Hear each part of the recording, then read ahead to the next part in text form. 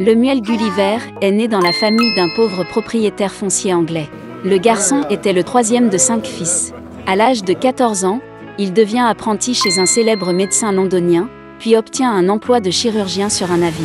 Pendant 6 ans, Gulliver a voyagé dans différents pays, observé les coutumes des indigènes, et même étudié leur langue. Et c'est ainsi que Gulliver partit pour un autre voyage sur le navire, Antlope. Mais n'a pas eu le temps de passer même à mi-chemin, car le navire est tombé dans une terrible tempête. La tempête a frappé le navire contre les rochers et les marins ont sauté par-dessus bord avec horreur. Et seul Gulliver a réussi à monter dans le bateau. Il a été porté pendant des heures sur les vagues, et bientôt, par miracle, le bateau s'est échoué. Mais Gulliver était tellement épuisé par la tempête que dès qu'il a marché sur le sol, il s'est immédiatement endormi sur la pelouse voisine. Les rayons du premier soleil réveillèrent Gulliver. Il essaya de se lever, mais réalisa qu'il ne pouvait pas bouger. Ses bras, ses jambes et même ses cheveux étaient attachés au sol avec un filet de petites cordes. Soudain, quelque chose chatouilla la poitrine de Gulliver. Il leva la tête et vit un petit homme de la taille d'un doigt. C'était le roi des Lilliputiens. Il a donné l'ordre, puis des milliers de petites flèches, comme des aiguilles, ont commencé à poignarder le corps de Gulliver. Le prisonnier s'est immédiatement rendu compte qu'il valait mieux se soumettre. Il a montré par des signes qu'il avait faim et soif. Puis, sur ordre du roi, la nourriture lui fut apportée. Plus d'une centaine d'indigènes montèrent les escaliers jusqu'à la bouche de Gulliver, versant sur lui des paniers de fruits, de pain et de viande. Lorsque Gulliver a tout mangé, il a été emmené dans la capitale sur une plateforme spécialement conçue.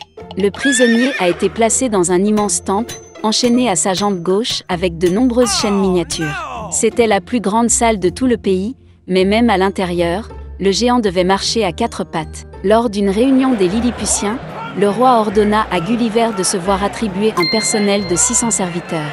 Ils ont cousu un costume pour le prisonnier et même une literie à partir de matelas miniatures. Et au fil du temps, le roi a été convaincu que le géant était gentil et l'a donc libéré.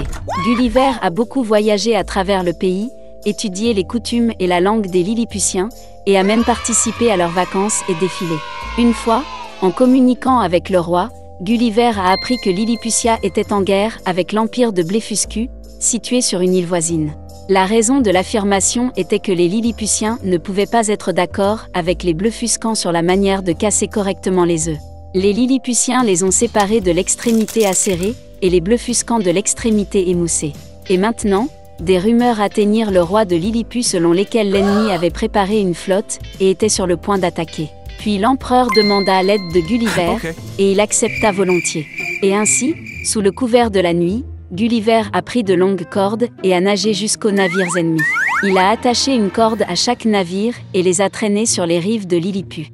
Les gardes, qui étaient les seuls sur le navire, ont sauté dans la mer et ont commencé à nager loin du géant. Donc Gulliver a complètement désarmé les adversaires et a reçu le titre le plus honorable du royaume pour cela. Pour cela, les courtisans n'aimaient pas Gulliver. Ils ont commencé à tisser des intrigues contre lui, et bientôt le roi lui-même a accusé le géant de haute trahison.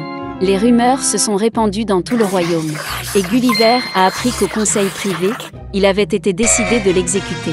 Par conséquent, cette même nuit, Gulliver se dirigea vers le rivage, où il laissa son bateau cassé. Après avoir réparé le bateau à la hâte, le géant pressé quitta le pays des Lilliputiens, emmenant avec lui 6 petites vaches vivantes, 2 taureaux et le même nombre de moutons avec des béliers. Pendant longtemps, Gulliver a traversé l'océan jusqu'à ce qu'il remarque un navire anglais. Là-dessus, il est rentré chez lui en toute sécurité. Mais, en fin de compte, ce n'était que le début des aventures de Gulliver. Voué par le destin à mener une vie trépidante, Lemuel Gulliver repart pour un voyage à bord du navire Adventure 2 mois après son retour chez lui. Mais dès que le navire a franchi le détroit de Madagascar, une tempête l'a rattrapé. De fortes rafales de vent ont transporté le navire vers une terre inconnue. Lorsque les marins ont vu la terre, ils ont décidé de l'inspecter et de collecter de l'eau douce. Gulliver descendit sur le rivage avec les marins, et l'équipage se dispersa à travers l'île. Ne trouvant pas d'eau, Gulliver décida de retourner sur le rivage. Mais dès qu'il s'est approché de l'océan, il a vu que les marins l'avaient abandonné. Il s'éloignait à toute voile de l'énorme géant qui les chassait. Effrayé, Gulliver se précipita à l'intérieur de l'île. Il a couru vers un champ d'orge avec d'énormes oreilles, et s'est rendu compte qu'il était au pays des géants. Gulliver s'assit pour se reposer. Mais avant d'avoir le temps de reprendre son souffle, il remarqua un pied énorme qui était sur le point de lui marcher dessus. Gulliver a commencé à crier aussi fort qu'il le pouvait. Et le géant l'a remarqué. Il souleva Gulliver de la main, l'examina attentivement et porta le petit homme chez le propriétaire fermier. Le fermier a essayé de parler à Gulliver, mais sa voix était si forte qu'elle a assourdi le petit homme. Puis le propriétaire a ramené Gulliver à la maison. À la maison, la famille du fermier se préparait pour le dîner. Le petit homme était assis sur une table où gisaient de gigantesques morceaux de bœuf et de pain. Mais avant que Gulliver n'ait eu le temps de rompre son pain, le fils du fermier l'a saisi à l'envers et a commencé à le secouer. Il a pris Gulliver pour un jouet et a essayé de le mettre dans sa bouche. Puis le père menaça bruyamment son fils et lui demanda de traiter le petit homme avec plus de soin.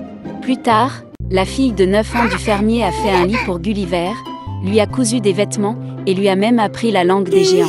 La fille a donné à Gulliver le nom de Grildrig, qui signifie « nain ». Il l'a appelé une nounou. Gulliver a suscité un grand intérêt parmi les autres géants, alors le fermier a commencé à le montrer à des foires pour de l'argent.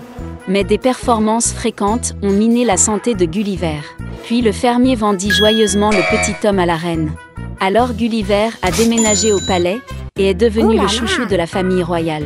Cependant, le nain de la cour, qui n'était plus considéré comme le plus petit homme du royaume, n'aimait pas Gulliver et ruinait sa vie de toutes les manières possibles. Une fois, alors que Gulliver se promenait dans le jardin, le nain a commencé à lâcher le pommier. Et Gulliver a dû échapper aux pommes géantes qui tombaient. Et à une autre occasion, un nain agile a poussé Gulliver dans un énorme pot de crème. Et seul le cuisinier, entré à l'heure, a sauvé le petit homme d'une mort inévitable. Mais ce n'est pas seulement à cause du nain que Gulliver a eu des ennuis. Alors un matin, pendant le petit déjeuner, il a été attrapé par le singe du chef. Comme un petit, elle a commencé à bercer Gulliver, puis l'a traîné sur le toit. Les géants se sont précipités pour sauver le petit homme. Et dès qu'ils sont montés sur le toit, le singe a jeté Gulliver. Heureusement, il a réussi à attraper les bardeaux et a été sauvé en toute sécurité. En général, la vie de Gulliver dans le royaume était heureuse. Il accompagnait souvent la reine dans ses voyages. Ils lui ont même fabriqué une boîte de voyage spéciale. Et une fois, lors d'un autre voyage de ce genre, le serviteur a apporté la boîte avec Gulliver à la mer pour que le petit homme puisse profiter de l'air frais. Mais alors une ombre a commencé à clignoter sur la tête de Gulliver.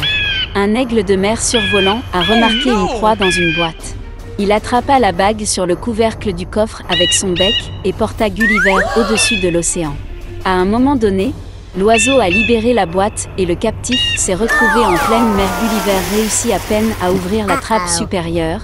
Il se mit à crier et à agiter son mouchoir. Finalement, il a été repéré du navire et a aidé à sortir. Ainsi, après toutes les aventures, Gulliver est retourné en Angleterre. Pendant longtemps, il n'a pas pu s'habituer aux objets et aux personnes de taille normale. Et la femme de Gulliver, effrayée qu'il soit devenu fou, a strictement interdit à son mari de penser au voyage. N'étant pas resté une semaine à la maison, le muel Gulliver repart pour un autre voyage sur le bateau Good Hope. Mais après quelques jours, le navire a été rattrapé par les pirates. Ils ont détourné le navire et ligoté tout l'équipage. Gulliver a essayé de s'échapper, alors comme punition, les pirates l'ont laissé tomber dans un bateau à la volonté des vagues et des vents. Pendant longtemps, Gulliver a fait le tour de l'océan ouvert jusqu'à ce qu'il remarque une terre à l'horizon. Il a nagé jusqu'au rivage et a commencé à arpenter la terre. Soudain, une énorme ombre couvrit le soleil. Levant la tête, le Gulliver étonné vit une grande île planer dans le ciel. Épuisé par la faim et la soif, Gulliver se mit à crier, agitant son chapeau, espérant que les habitants de l'île le remarqueraient. Puis les indigènes ont eu pitié de Gulliver et ont abaissé les escaliers pour qu'il puisse gravir l'île. Lorsque Gulliver monta les escaliers, il trouva une foule de locaux très étranges devant lui. Leur tête était inclinée vers la droite ou vers la gauche, avec un œil vers l'intérieur et l'autre vers le haut. Et à chaque personne noble, il y avait un serviteur qui tapotait le propriétaire sur les lèvres ou les oreilles, le distrayant de ses pensées. Gulliver a reçu un accueil chaleureux. Il a été nourri dans le palais et a même fait le tour de l'île. Ainsi, Gulliver s'est rendu compte que la Terre plane dans le ciel à cause d'un énorme aimant, et à la base il y a un diamant géant. Mais la vie dans le royaume volant était ennuyeuse, alors Gulliver revint bientôt sur Terre. Sous ses yeux se trouvait un pays dévasté où les habitants, vêtus de haillons, mouraient de faim. En fait, ces personnes ont tout fait dans leur vie à l'inverse. Ils ont construit une maison à partir du toit. Ils ont essayé d'obtenir les rayons du soleil des concombres. Et les artistes mélangeaient aveuglément la peinture pour les peintures. Les scientifiques locaux n'ont pas compris pourquoi les mots sont nécessaires dans une langue. Après tout, à tous ceux qui ont commencé à se disputer, ils ont simplement coupé les cerveaux et les ont échangés. La surprise de Gulliver ne connaissait pas de limite et il se hâta de quitter l'île. Se rendant dans les terres voisines, Gulliver se retrouva dans le royaume des ténèbres et de la tristesse. Tremblant de peur, il continua son voyage. Soudain, un fantôme est apparu dans les ténèbres. Effrayé, Gulliver essaya de se cacher, mais l'esprit le remarqua. Il fit signe aux voyageurs d'un geste et Gulliver n'eut d'autre choix que de suivre le fantôme.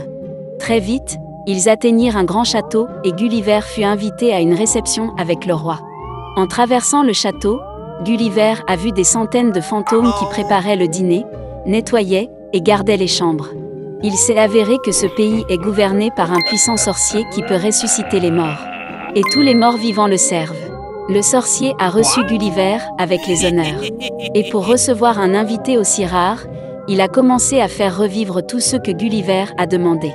C'étaient de grands guerriers, des sages et même des peuples primitifs. Mais fatigué d'errer, Gulliver remercia le sorcier et quitta bientôt le royaume des ténèbres. Il se rend au port le plus proche, où il espère monter à bord d'un navire à destination de l'Angleterre. En se promenant dans le port, Gulliver a immédiatement attiré l'attention. Un étranger dans de tels endroits était une rareté, et par conséquent Gulliver a été pris pour un espion, saisi et emmené de toute urgence chez le dirigeant local. L'étranger a été immédiatement reconnu coupable. Et comme punition, Gulliver a dû ramper à travers la salle du trône sur le ventre, léchant le sol sur son passage. C'était la coutume. À la fin, Gulliver s'inclina devant le monarque cette fois, se cognant la tête sur le sol. Puis le gouverneur regarda pensivement Gulliver, puis lui pardonna. Gulliver, miraculeusement libéré, a couru hors du château et s'est rendu au port le plus proche, où il est monté à bord d'un navire anglais. Je dois dire que Gulliver n'est jamais revenu sur ses parties. Le muel Gulliver a passé 5 mois entiers avec sa femme et ses enfants en Angleterre, mais l'envie de voyager s'est avérée plus forte. Alors, devenu capitaine du navire aventuré, Gulliver partit pour un autre voyage. Il a recruté 50 membres d'équipage, mais il s'est avéré que tous les membres de l'équipage n'étaient pas des gens honnêtes. Une fois, sous le couvert de la nuit, des traîtres ont fait émeute un navire, ont fait irruption dans la cabine de Gulliver et l'ont ligoté. Pendant 3 jours, l'équipage a gardé l'ancien capitaine enfermé. Et le 4e jour, les traîtres ont débarqué Gulliver sur une terre inconnue, lui ont laissé quelques provisions et ont navigué vers le nord.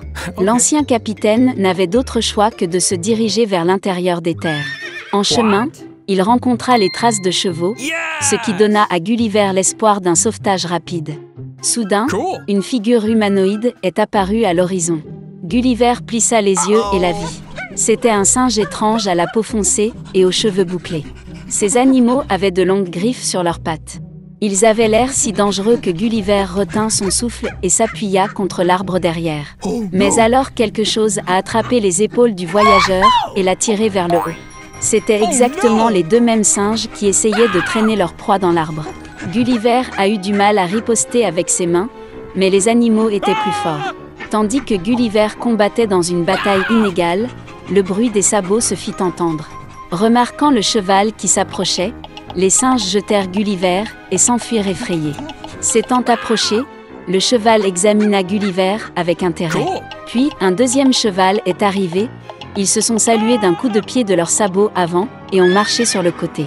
Les chevaux se sont comportés si intelligemment qu'il a semblé à Gulliver qu'il était des sorciers qui se sont transformés en chevaux. Finalement, après consultation, les chevaux ordonnèrent à Gulliver de les suivre. Cette fois, Gulliver s'est retrouvé dans un pays habité par des chevaux intelligents, les guimes. Et les singes étranges qui ont attaqué Gulliver ont servi les guimes comme animaux de compagnie et ont fait tout le sale boulot. Ainsi le voyageur a été amené dans une maison où une mangeoire avec du foin tendu le long du mur et d'autres chevaux étaient stationnés. Le cheval fit signe à Gulliver de manger du foin, mais le voyageur remarqua un seau de lait et en demanda à boire. Après le dîner, Gulliver, sous la surveillance étroite de chevaux, y ramassa de l'avoine et du pain cuit au four.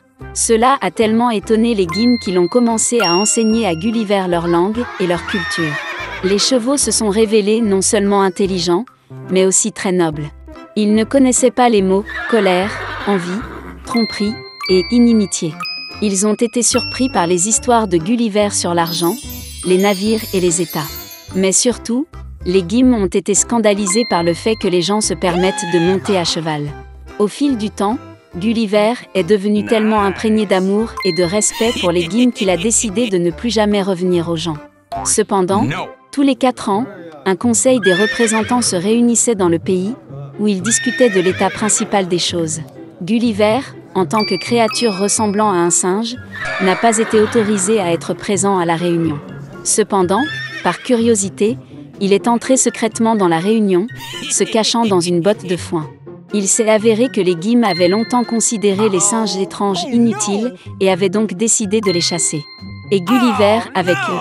Sans attendre son sort, le voyageur fit hâtivement un bateau et partit pour l'île la plus proche. Gulliver a décidé de passer le reste de sa vie loin des gens qui étaient méchants avec lui. Cependant, l'île s'est avérée être la côte australienne. Gulliver a été vu par des marins depuis un navire portugais et emmené à bord du navire. Le capitaine a décidé que Gulliver avait perdu la raison, il ne veut donc pas rentrer chez lui et raconte ses histoires sur les chevaux intelligents. Lorsque Gulliver a été emmené à Londres, il a appris à supporter la vue des gens avec beaucoup de difficultés. Il ne s'est habitué à sa femme et à ses enfants qu'au bout d'1 an, mais même dans ce cas, il ne s'est pas laissé toucher. Et pour le reste de sa vie, Gulliver n'a communiqué qu'avec les étalons qu'il a achetés.